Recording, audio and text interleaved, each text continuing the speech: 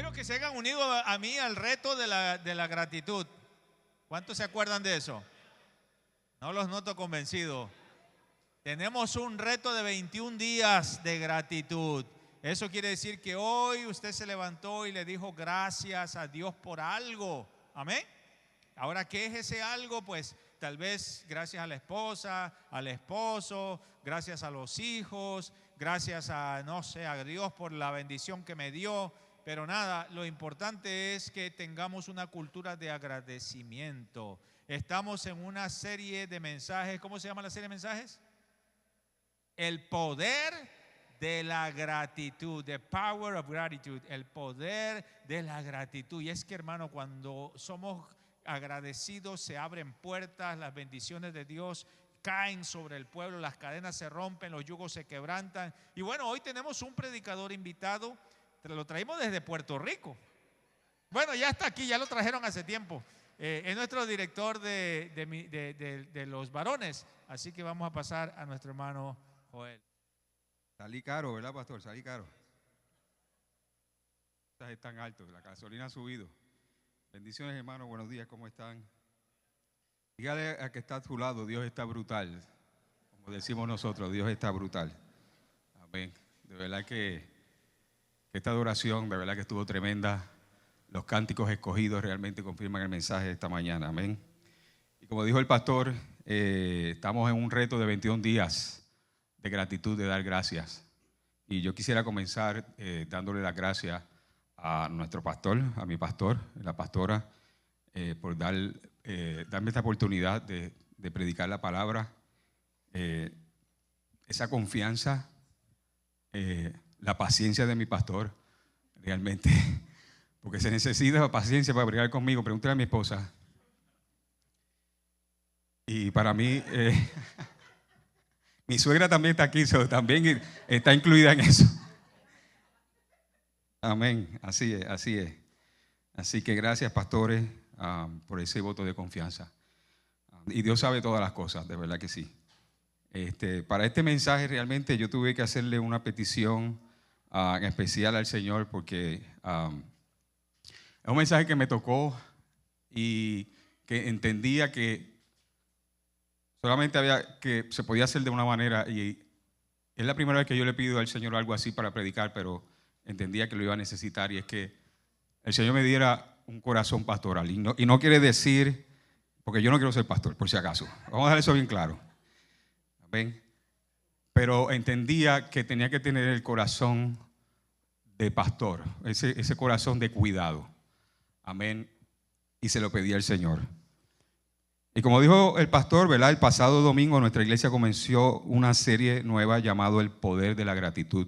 ¿Cuántos estuvieron aquí el domingo pasado? Nos gozamos. Y en la introducción que trajo nuestro pastor, aprendimos varias cosas. Y hermanos, estas son de mis notas. Tomen notas. Les recomiendo que tomen sus notas, porque a nosotros se nos olvida rápido las cosas. Ya cuando salimos del servicio nos preguntan de qué predicó el pastor. Ya no nos recordamos, pero esas notas nos ayudan. Y entre las cosas que anoté que trajo nuestro pastor en esa introducción es que la gratitud tiene un lenguaje. Wow, eso para mí fue tremendo. Y vimos 3 aspectos de ese lenguaje de la gratitud. Lo primero que ya noté es que la gratitud no depende de las circunstancias y que la queja nos ciega a las bendiciones de Dios en el presente. Y esto principalmente para muchos de nosotros que venimos de otros países. Muchas veces comenzamos, cuando las cosas se ponen difíciles, comenzamos a recordar nuestros tiempos pasados. Como que entramos en esta nostalgia. Wow, yo me acuerdo de aquellos tiempos y deseamos como regresar al pasado. Y entonces eso hace que se nos olvide las bendiciones que tenemos en el presente. Segundo, que la gratitud requiere mantener una conexión constante con el cielo. Esto quiere decir que debemos de orar en todo tiempo, orar sin cesar. Tener una conciencia constante de la presencia de Dios en toda situación. Hermanos, no podemos usar la oración como último recurso. Muchas veces hacemos eso, cuando las cosas ya vemos que no tienen solución, entonces que corremos a la oración. Pero Dios tiene que estar al volante de cada una de nuestras decisiones. Él es el que tiene que estar al frente. La oración realmente es un estilo de vida. Amén. Y por último, vimos que hay que dar gracias en toda situación. Y eso incluye cuando estamos en la adversidad. Es en la adversidad donde se revela, decía nuestro pastor, donde se revela lo que hay en nuestro corazón. Quiere decir, en quién nosotros hemos puesto nuestra confianza. Es allí. Amén. Y en esta tarde vamos a ver otro aspecto de la gratitud bajo el tema la gratitud, una fuerza en la adversidad. Una fuerza en la adversidad. Y una de las primeras cosas que noté en este mensaje es que la gratitud no ignora la adversidad. No es que ignoramos que estamos pasando por problemas, que la situación no está fácil. No, es que nosotros expresamos nuestra gratitud a pesar de la adversidad. A pesar de que las cosas no están bien, aún así damos gracias. Y las adversidades llegan a nuestras vidas por diferentes razones, hermano. Hay adversidades que son el producto de nuestras malas decisiones. Nosotros a veces nos buscamos los problemas. Y yo soy un ejemplo de eso, hermano. Pues yo he sido bastante cabezón en mi vida. Y he visto muchas de esas adversidades venir a veces por orgullo, porque no queremos aceptar corrección, porque no buscamos consejo. Y llegan así a nuestras vidas. Ahora, hay otras cosas, otras adversidades que llegan por cosas que nosotros no tenemos el control. Cosas que no están en nuestras manos. Son el resultado de este mundo caído. Y Jesús nunca nos prometió que nunca íbamos a tener problemas. Él nunca prometió eso. Él nunca prometió que no íbamos a tener aflicciones y tribulaciones. Lo que Jesús prometió fue estar con nosotros en medio de ellas. Ahora, la pregunta que nos tenemos que hacer es, ¿cómo uno da gracias en medio de las adversidades? Eso definitivamente es un reto. Por eso es que el pastor le llamó el reto de 21 días. No es fácil. Cuando las cosas están malas no es fácil. ¿Cómo expresar gratitud en medio del dolor? ¿Cómo uno da gracias cuando se pierde el trabajo, por ejemplo? ¿Quién da gracias cuando está atravesando una enfermedad? ¿Quién? ¿O quién encuentra gratitud cuando ha perdido un ser querido? Y principalmente cuando sucede de manera inesperada. Bien difícil, hermano, bien difícil. Esa no es realmente la realidad que vemos todos los días. Eso en la mayoría de los casos, en esas situaciones, en la mayoría de los casos, en vez de provocar gratitud, es lo que provoca son preguntas. La gran pregunta, ¿por qué? ¿Por qué? ¿Por qué? Y hoy en día estamos viviendo, si están viendo las noticias, muchas tragedias, como que muchas tragedias, eventos a la misma vez. Están pasando inundaciones aquí en los Estados Unidos que nunca se habían visto, ha caído lluvia, lo que podría caer como en una década o en 100 años cayó en un día. Y estamos viendo también muchos terremotos en diferentes lugares, principalmente estos terremotos que sucedieron en Colombia y en Venezuela, que ha tocado tan de cerca a muchos hermanos aquí colombianos y venezolanos. Y la pregunta es, ¿cómo uno da gracias en medio de tanta tragedia? Es fácil practicar la gratitud cuando todo va bien. ¿Quién está de acuerdo con eso? Muchas veces a la hora de dar gracias lo hacemos cuando vemos y experimentamos las bendiciones de Dios. Eso es casi siempre, cuando las cosas salen bien, ahí es que viene, bueno, gracias a Dios, y esto, y esto, y esto, y esto, lo otro. Cuando estamos pasando por la primavera, es que podemos dar gracias a Dios. Pero casi nadie da gracias a Dios cuando las cosas salen mal. Cuando vienen esas temporadas difíciles. Cuando sentimos que estamos atravesando un desierto. Al contrario, lo que a veces hacemos es quejarnos o pedir, pedir y pedir. Nos volvemos en el don pedir. Pero cuando adoptamos la gratitud en medio de la adversidad, esta se vuelve en un aliado, se vuelve en una fuerza, en un poder liberador.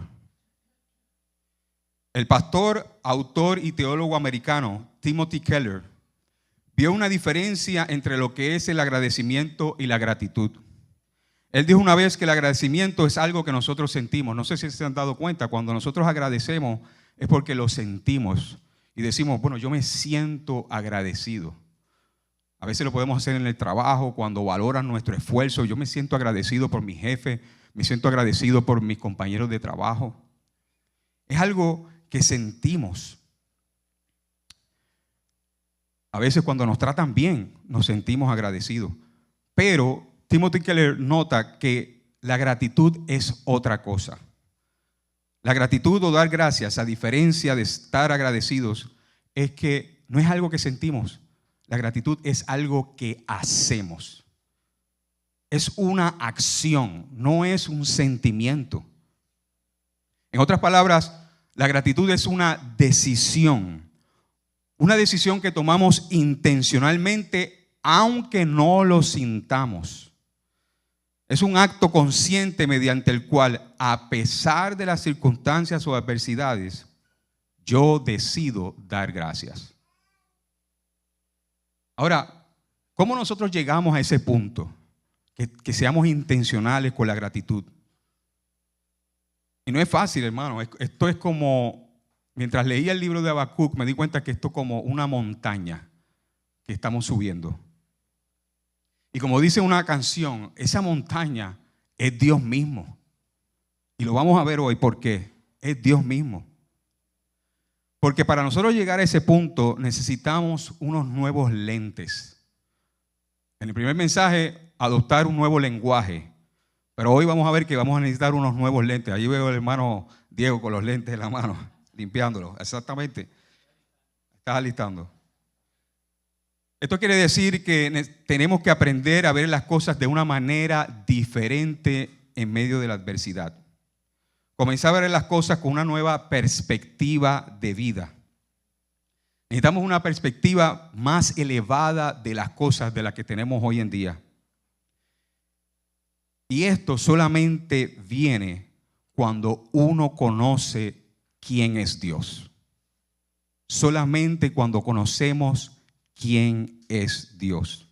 Porque la gratitud no viene de la nada. La gratitud siempre es el producto de algo, ¿no? Es como la adoración, que no viene de la nada. La adoración viene a través de la revelación de quién es Dios y de todo aquello que Él ha hecho por ti y por mí. Es la revelación, es una respuesta a la revelación de su gracia y de su amor. A medida que tú conozcas más a Dios y su amor por ti, mayor va a ser tu adoración.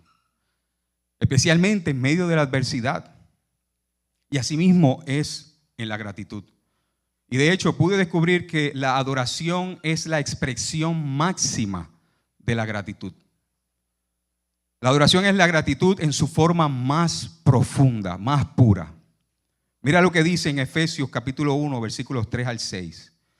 Toda la alabanza sea para Dios, el Padre de nuestro Señor Jesucristo, quien nos ha bendecido con toda clase de bendiciones espirituales en los lugares celestiales, porque estamos unidos a Cristo. Incluso antes de haber hecho el mundo, Dios nos amó y eligió en Cristo para que seamos santos e intachables a sus ojos.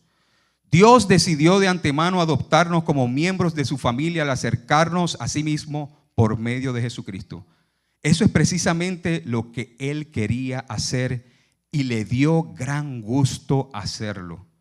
De manera que alabamos a Dios por la abundante gracia que derramó sobre nosotros los que pertenecemos a su Hijo amado. Así que nosotros no damos gracias por nada. Damos gracias cuando nos regalan algo también. Cuando nos hacen un favor, principalmente cuando no lo merecemos, como lo hizo nuestro Señor Jesucristo. Inclusive aún cuando no nos han dado nada, pero nos hacen una promesa de un favor, y muchas veces damos esa gratitud por adelantado, porque sabemos, ya lo dejamos por hecho. Amén. La adversidad lo que hace es que nos desenfoca, nos distrae y nos hace mirar solo los problemas y nos ciega a ver las razones por las cuales podemos dar gracias. La adversidad nos hace que quitemos la mirada de aquel que está con nosotros, pero principalmente de quién es el que está con nosotros. Porque muchos dicen, y creo que lo hemos escuchado muchas veces, no, yo sé que Dios está conmigo, yo sé que Dios está conmigo, pero la pregunta que tú tienes que hacerte hoy, ¿pero tú conoces a ese Dios que está contigo? ¿Tú lo conoces realmente? ¿Conoces cómo es Él? Y vemos esto en una ocasión cuando Jesús y sus discípulos tenían que pasar de una región a otra región, y lo hicieron cruzando el mar de Galilea en una embarcación, en una barca. Y en medio de esa travesía se desató una gran tempestad. Y vemos que los discípulos tuvieron miedo. Ellos sabían que Jesús estaba allí. Es más, Jesús estaba lo más tranquilo durmiendo, tomándose una siesta en una hamaca. Pero los discípulos, aún sabiendo que Jesús estaba allí, tuvieron miedo y comenzaron a gritar: sálvanos, Jesús, mira, no ves que nos estamos aquí ahogando, que vamos a ver. Ellos ya habían dado por hecho que iban a morir todos allí. Y Jesús se despierta y los reprende y les dice: ¿por qué tuvieron miedo, hombres de poca fe? E inmediatamente Jesús calló los vientos y el mar. Y fue allí que los discípulos dijeron esta expresión: ¿quién es este que hasta los mares y los vientos le obedecen? ¿Ven la diferencia? Sabemos que Dios está, pero no conocemos que Él tiene autoridad sobre todas las cosas y principalmente sobre tu adversidad. Conocer quién es Dios, cómo es Dios, es lo que nos va a dar esa nueva perspectiva o visión para la gratitud en la adversidad. Y vamos a comenzar a ver la adversidad de una manera distinta, ya no de la misma manera. La vamos a ver como una oportunidad. Eso fue precisamente lo que descubrió el profeta Habacuc. Vayan conmigo todos los que tienen la Biblia, espero que sean todos. Habacuc capítulo 3, versículos 17 al 19. Y a través de estos pasajes nos vamos a dar cuenta de algo inmediatamente.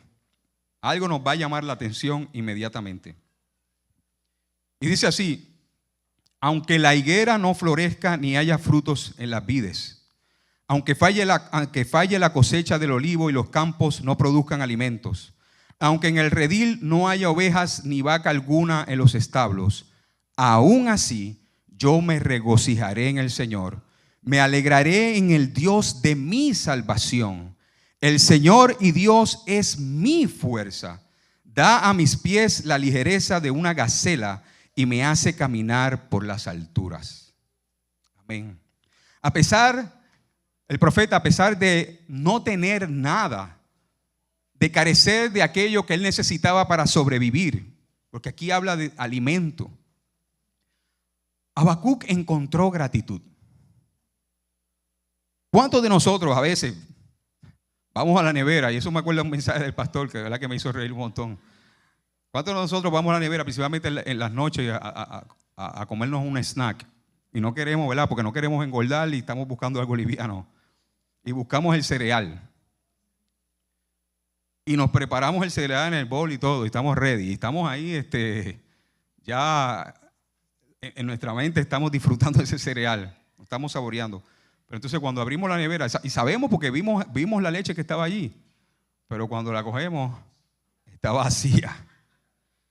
Y para nosotros, hermanos, eso es el mundo que se acaba. Se acabó el mundo, entramos en un pánico, no hay leche. A mí me ha pasado. Y yo pienso en mis 3 hijos. Inmediatamente pienso en mis 3 hijos. Y yo digo, pero ¿no tuvieron por lo menos la consideración de botarlo por lo menos? Para yo saber que no había y comprar. Y yo poder disfrutar de ese cereal. Así somos. Pero Habacuc miró que aquí Habacuc dice: aunque no haya nada, aún así me voy a alegrar en el Señor. Qué tremenda actitud.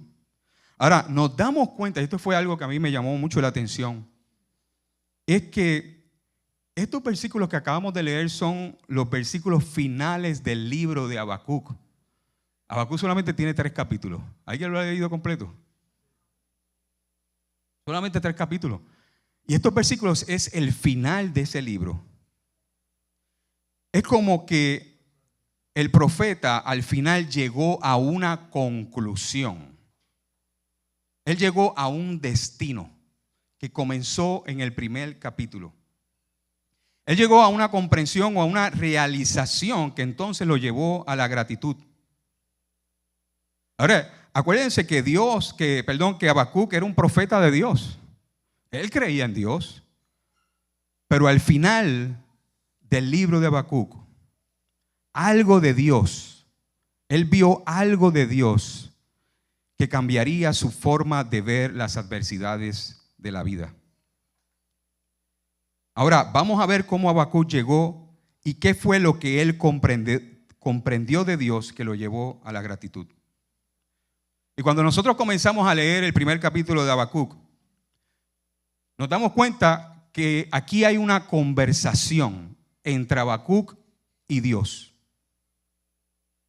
Y es que nosotros, por naturaleza, los seres humanos, cuando las cosas, especialmente los cristianos, que no están saliendo bien, lo primero que hacemos es reclamarle a Dios. ¿Cuántos han peleado con Dios aquí? Yo lo he hecho muchas veces. Porque no entendemos lo que está pasando.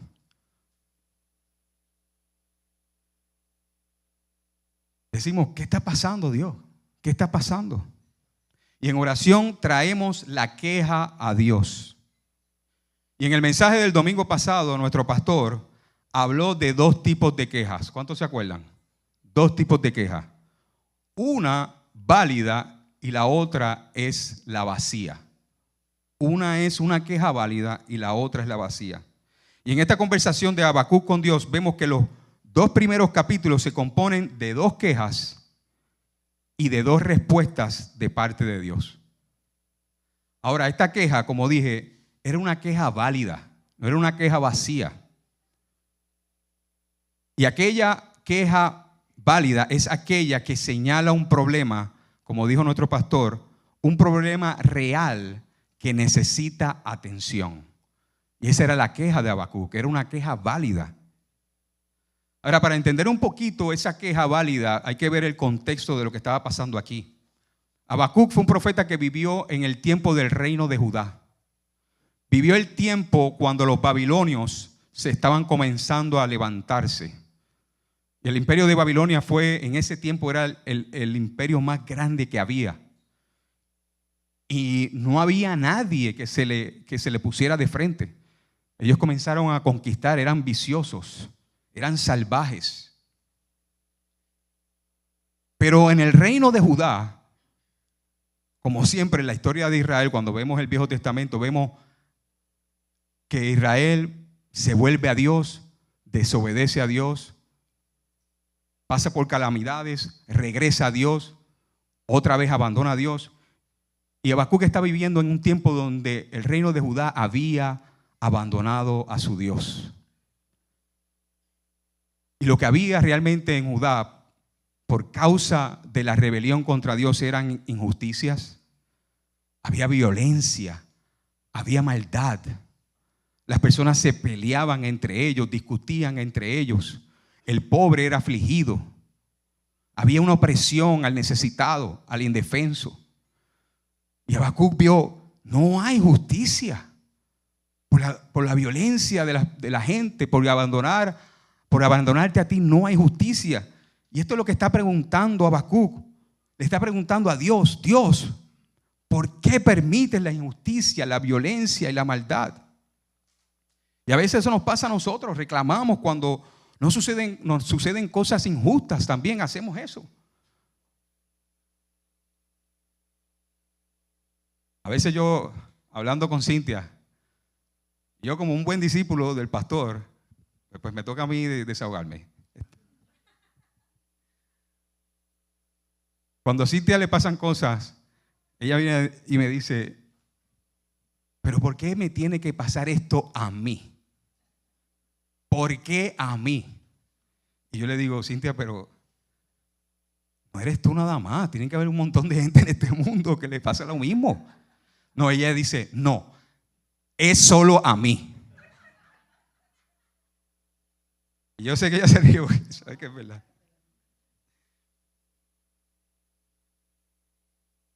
Ahora, vemos esta conversación de Habacuc con Dios y algo que me llamó la atención es que es una conversación íntima.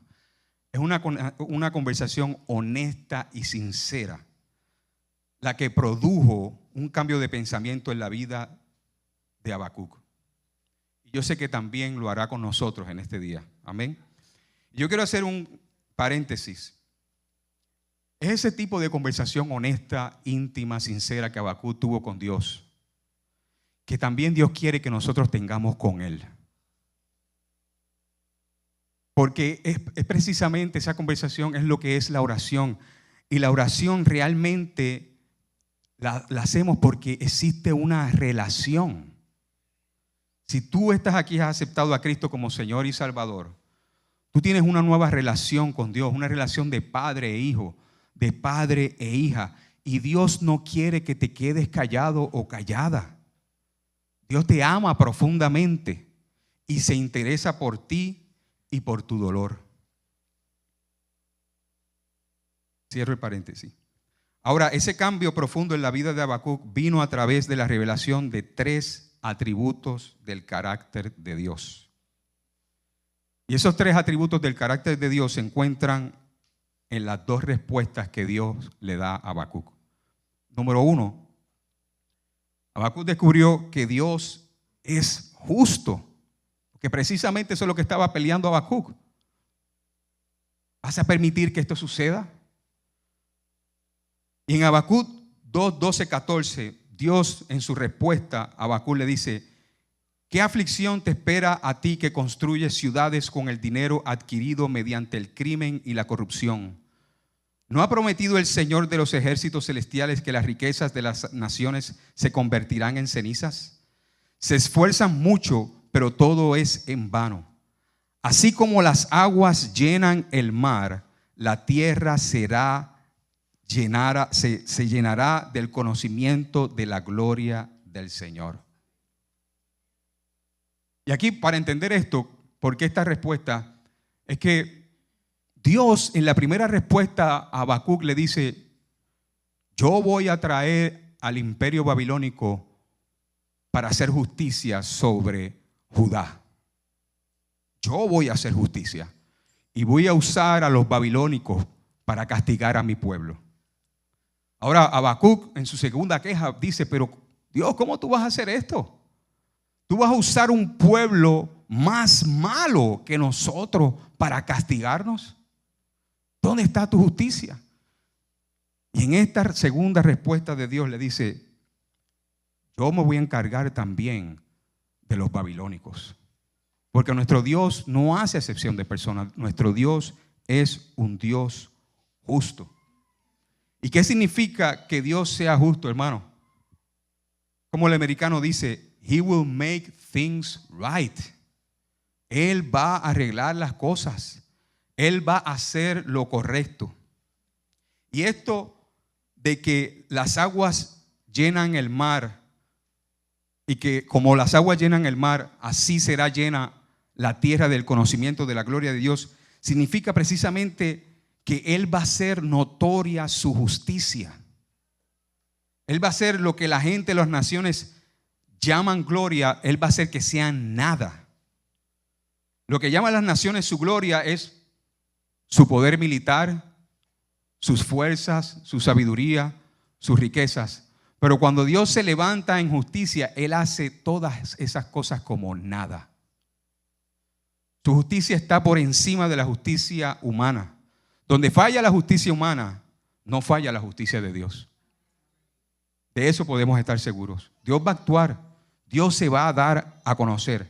Ahora, la justicia la podemos ver, primeramente, la podemos ver de 2 maneras. O podemos decir que hay 2 componentes de la justicia. Y lo número 1 es que primeramente esa justicia nos aplica a nosotros personalmente. Sí, porque la justicia comienza con nosotros mismos. Eso es lo que podemos ver, por ejemplo, cuando nos dan un boleto por alta velocidad en la carretera. El que nos detengan, hermano, eso es justicia. Porque esas son las consecuencias de nosotros haber violado una ley.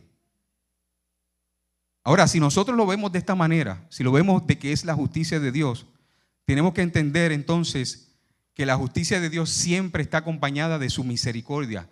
¿Qué quiere decir esto? Que Dios obra su justicia porque nos ama. No es para destruirnos, no. Es para que nosotros aprendamos. Porque muchas veces la única manera que nosotros aprendemos es a través de las consecuencias. Las consecuencias nos enseñan. Esa parada de ese guardia, muchas veces nos molestamos. Ay, Dios mío, este guardia, ¿por qué me paró a mí? Hermano, tenemos que ver que quizás Dios nos está guardando de algo. Que si nosotros no aprendemos en ese momento a guiar de una manera más correcta, eso quizás podría provocar un accidente más adelante. O nos enseña a bajar el celular cuando estamos guiando. Y eso me lo estoy diciendo a mí mismo. Tenemos que ver las cosas desde esa perspectiva. Dios comienza con su justicia en nuestras vidas, pero lo hace por su misericordia. En vez de molestarnos y quejarnos, lo que tenemos que decir: gracias, Señor, reconozco que yo obré mal y vi tu justicia, pero también vi tu misericordia, porque posiblemente tú me estás guardando de algo. El Salmo 119, 137 y 138 nos dice: tú, Señor, eres justo y tus juicios son rectos. Los mandamientos que nos has dado son también justos y verdaderos. Así que la justicia comienza por uno mismo, por los creyentes, de manera personal. Ahora, esta es la segunda parte, que tiene que ver con lo exterior. Ya no tiene que ver con nosotros, sino con lo exterior. Y en medio, cuando vemos injusticia, Dios nos llama, en medio de la injusticia, a ser fieles a Dios, porque Él es justo. Que nosotros también nos mantengamos como justos. Como dije, Dios va a arreglar las cosas. En su momento, Dios va a hacer justicia sobre aquello que consideramos injusto en este mundo. Dios lo va a hacer. Dios aborrece la maldad, Dios aborrece la violencia, Dios aborrece la injusticia. Dios es el defensor de los oprimidos, es el defensor de los necesitados. Y su palabra dice: bienaventurado aquel que tiene hambre y sed de justicia, porque será saciado. Dios lo va a hacer. Y aquí, en esta respuesta maravillosa de parte de Dios que le hace a Habacuc, le dice: voy a empezar por mi casa, Habacuc, voy a empezar por mi pueblo. Yo voy a hacer justicia. Yo voy a castigar, pero es por amor, para que vuelvan a mí. Y a veces las cosas, como dije, no son inmediatamente. A veces uno quiere que Dios actúe con justicia rápido contra aquellas personas que quizás nos han hecho injusticia. Pero muchas veces Dios, porque acompaña su justicia con misericordia, está dando ese tiempo, ese espacio. ¿Para qué? Para que ellos también lleguen al arrepentimiento. Porque Dios ama a todos los seres humanos, hermanos. Y como dice su palabra, Dios quiere que todos los hombres sean salvos y vengan al conocimiento de la verdad. Así que, hermanos, en medio de las injusticias y adversidades, mantengámonos fieles. Como dice su palabra, perseveremos en hacer el bien, porque a su tiempo cosecharemos. Número 2, Habacuc entendió que Dios es fiel. Habacuc 2:3 dice: entonces el Señor me dijo: escribe mi respuesta con claridad en tablas, para que un corredor pueda llevar a otros el mensaje sin error. Esta visión es para un tiempo futuro. Describe el fin y este se cumplirá. Aunque parezca que se demora en llegar, espera con paciencia, porque sin lugar a dudas sucederá, no se tardará. Esto nos dice que Dios cumple su palabra y sus promesas. Dios le está diciendo a Habacuc que el castigo y la caída del imperio babilónico sucederá sin lugar a dudas. Dios le dice a Habacuc que aunque parezca demorarse el cumplimiento de su palabra, le dice que la espere. Dios también le dice al profeta que escriba esta visión en piedras para que no se olvide. Porque la adversidad trata de que nos olvidemos de que precisamente Dios es fiel en cumplir sus promesas. Nos hacen dudar de Dios, principalmente cuando vemos que la adversidad va empeorando y entendemos que ya parece imposible de resolver. Pero en el libro de los Hebreos 11:11 vemos un gran ejemplo de fe. Vemos a la esposa de Abraham, Sara. Dios le había dado una promesa de tener un hijo. Y nos dice, por la fe incluso Sara, a pesar de su avanzada edad y de que era estéril, esta era la adversidad que enfrentaba Sara, recibió fuerza para tener hijos, porque ¿qué? Consideró fiel a aquel que había hecho la promesa. En la adversidad aprendemos a esperar, a ser pacientes. Hay una canción que dice que en las tormentas o en las adversidades que enfrentamos, ellas nos dan más de lo que nos quitan. Dicen en eso. Las tormentas o las adversidades nos dan más de lo que nos quitan. Y es que hay cosas, hermanos, hay cosas que solamente se pueden y se van a formar en la adversidad. Solamente en la adversidad. Estamos hablando, como dijo Pablo, que nos alegremos en las tribulaciones. ¿Por qué? Porque producen paciencia. La paciencia produce un carácter firme. El carácter firme produce esperanza. Y esa esperanza, ¿cuál es esa esperanza? Es la esperanza de ver la gloria de Dios. De que de alguna manera en esta situación que no entendemos y no comprendemos, Dios se va a glorificar. Y esto es motivo de dar gracias, hermanos. Dios también le dice al profeta que escriba su palabra o promesa de lo que acontecerá para que no se olvide. Porque a veces somos bien olvidadizos, principalmente en medio de los problemas. En medio de la adversidad, hermanos, hay que recordar la fidelidad de Dios del pasado. Hay que recordar los milagros pasados.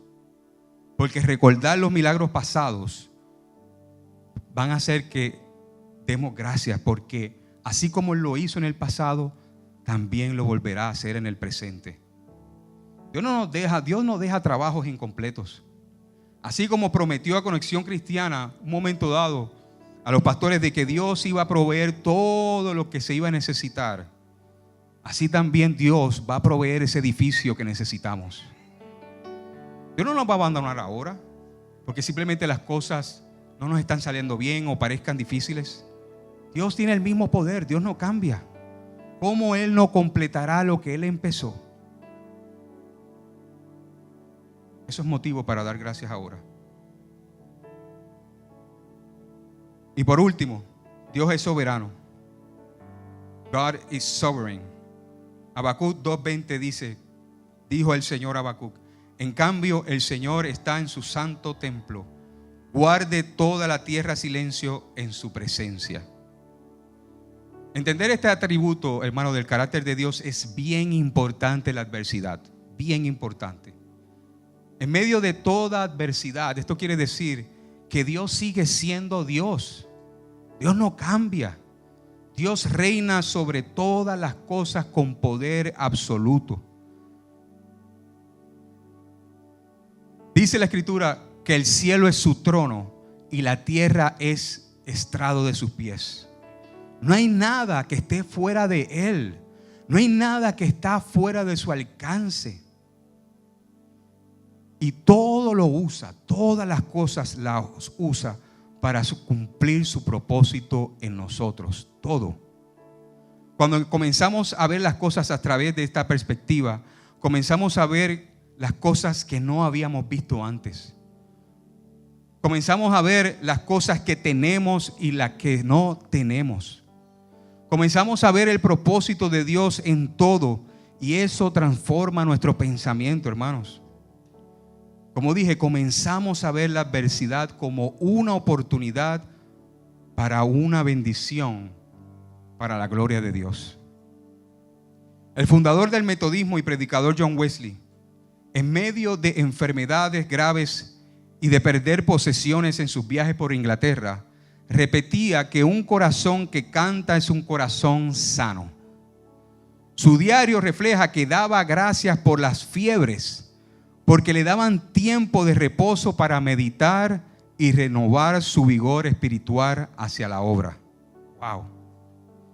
El entendimiento de la soberanía de Dios entonces nos lleva a la gratitud, porque vemos cada situación adversa como una oportunidad, como dije, de crecimiento y formación espiritual. Inclusive el dolor y el sufrimiento nos dan también una oportunidad de que si estábamos lejos de Dios, regresemos y nos acerquemos una vez más a Él. Invito a que se pongan de pie en esta mañana. Yo estaba escuchando el testimonio de un predicador, de un pastor. Él se llama Taylor Staton. Él es pastor en Bridgetown, en Portland. Y este pastor le dio cáncer. Le dio cáncer. Yo considero que una de las adversidades más terribles es el cáncer. Pero gracias al Señor, gracias a Dios, Taylor Staton, ese pastor, Dios le dio la victoria y venció el cáncer. Ahora, él dice esto que a mí me impactó. Y es que él no cambiaría nada. Él no vio su victoria realmente regresar a como él estaba antes. Porque por medio del cáncer, él conoció a Dios como nunca lo había conocido. Su vida de oración dice que creció de una manera que nunca había experimentado ese nivel de oración. Principalmente comenzó y aprendió a escuchar a Dios. Cuando él mira hacia atrás y dice, yo no cambiaría, aunque el proceso fue bien doloroso. Dice, yo no cambiaría por lo que yo obtuve de eso. Yo no cambiaría ese proceso. Wow, palabras profundas, difíciles de decir, porque un cáncer no es cualquier cosa, hermanos. Pero eso es la soberanía de Dios. Dios está en control de todo. Aún Dios está en nuestros fracasos. Aún a través de los fracasos conocemos más a Dios. Él usa tanto las montañas como nuestros valles. Porque déjame decirle, hermano, no es lo mismo la perspectiva desde una montaña, ver a Dios desde una montaña, que verlo desde un valle. Por eso es que Dios nos lleva allí. Y esas son las adversidades, para que lo veamos de una manera distinta. Es la única manera que vamos a aprender cosas de Dios. Nada limita al Señor, nada limita su poder, nada limita su amor. Él te va a encontrar allí, ahora mismo donde tú estés. Allí Él se va a encontrar contigo y te va a sostener. Y lo que aprendas y adquieras de ese proceso se convertirá en un gozo tan y tan grande que superará cualquier dolor. Ese dolor se convertirá en gratitud, esa tristeza en alegría, esa duda, fe y en esperanza.